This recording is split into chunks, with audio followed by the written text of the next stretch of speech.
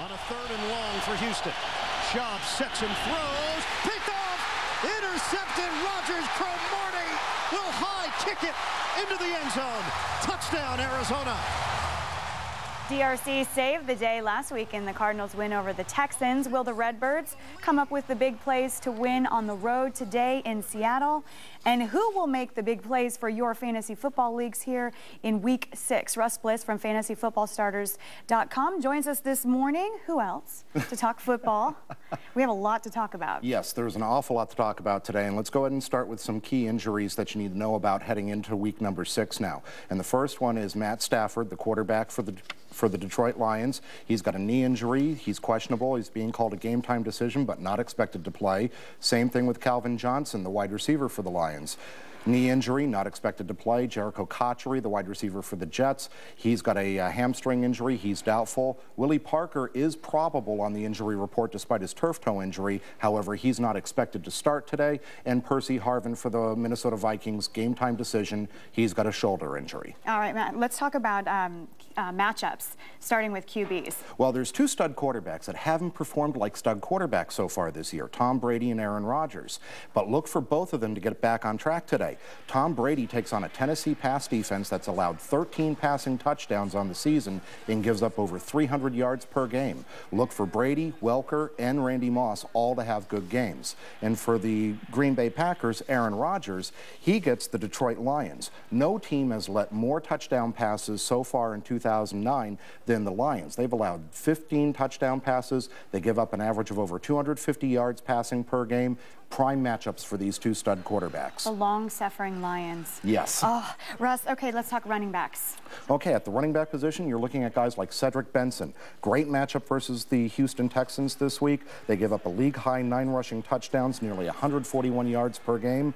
Rashard Mendenhall for the Pittsburgh Steelers. Willie Parker's expected to play, but it's Mendenhall who's likely to start. He gets the Browns. League worst, 170 yards rushing allowed per game, and they've allowed 8 rushing touchdowns. And then there's 2 real sleepers, both with the New York Jets, Thomas Jones and Leon Washington. The Buffalo Bills, bad run defense, they rank 29th. Look for both of those guys to get it going this week. Okay, a couple of quarterbacks who've had a great year so far, but you say temper expectations. Yes, definitely. And the first one is Drew Brees of the New Orleans Saints. The Saints take on the Giants, and the Giants are the #1 pass defense in the NFL, giving up barely over 120 yards passing per game. So it's a poor matchup for Drew Brees. And Eli Manning, conversely, for the New York Giants taking on the New Orleans Saints. The Saints used to be a cream puff defense, not playing that way this year. They have a tough D. They've been a good pass defense this year. They've only allowed 3 passing touchdowns. Now, I'm not saying you ever sit your stud quarterbacks, but you definitely have to temper your expectations for them. Okay, and some running backs you say should be benched. Yeah, definitely. You've got a couple guys like Jamal Lewis. He had the big game last week against the Buffalo Bills,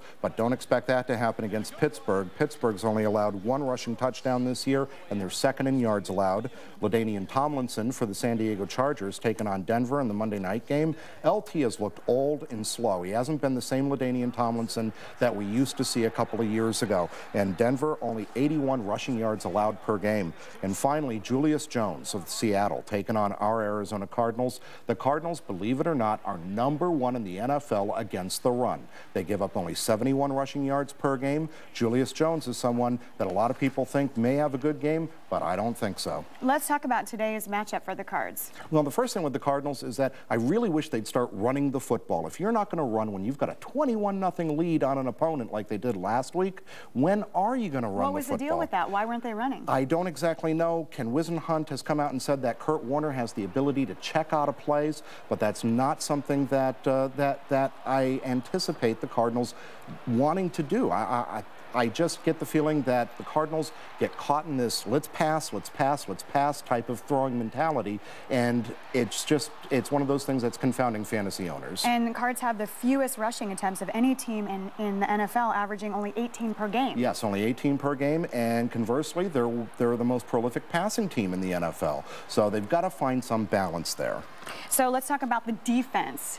What do they need to do today? Well, look for Bill Davis, the defensive coordinator, to be very aggressive against the Seattle Seahawks. The Seahawks have 3 injuries along their offensive line, and they're down to their 4th string left tackle. Kyle Williams was promoted from the practice squad earlier this year, and he's going to start at left tackle. Expect Cheeky O'Keefer and Darnell Dockett to really be attacking on that left side of the Seattle offensive line to try and get pressure on Matt Hasselbeck. You think it's going to be a pretty good matchup today? I think it's a real good matchup, actually, for the Cardinals. I think that going on the road, you can't ask for anything more than to have your opponent with offensive line issues, especially when you've got an aggressive style of defense like the Cardinals.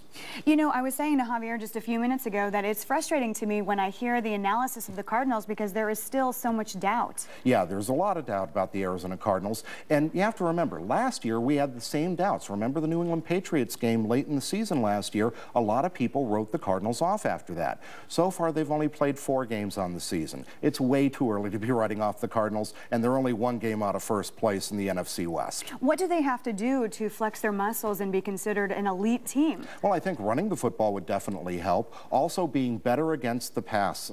They're just as good as they are against the run. They're dead last against the pass as far as the amount of passing yards that they allow per game. 310 passing yards. You're not going to win too many games when you're allowing opponents to throw for that many yards. All right, and now as always, you have a hookup for our viewers. Oh, of course. We've got our free offer for the TV3 viewers. Just go to fantasyfootballstarters.com, go to register only, don't do the purchase, and then email me. Russ at fantasyfootballstarters.com. It's a free upgrade, $9.95 value. We'll get you hooked up with our Power Player package. That'll get you in on things like smart alerts. We told people last week about Miles Austin, Jeremy Maclin, and Austin Collie, all on our smart alerts before Week 5. All 3 of those guys, big games in Week 5. Fantasy football in full swing. Yes, it is. You're in all your glory once again, Russ. Yes, I am. Thank you so much. Appreciate it, as always.